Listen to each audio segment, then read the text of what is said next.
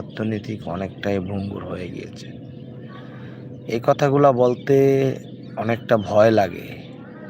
তারপরেও বলি, কারণ আপনারা জানেন যে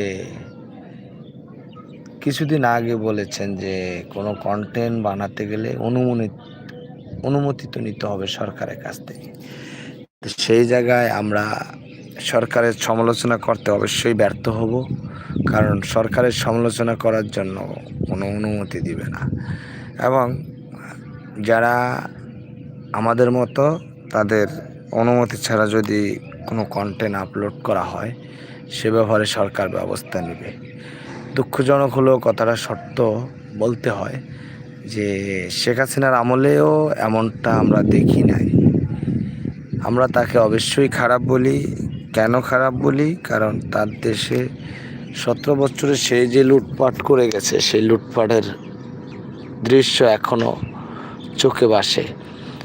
আর 1 মাস হয়েছে না 41 দিন হয়েছে, তাতে প্রায় 41,000 কোটি টাকা সরকার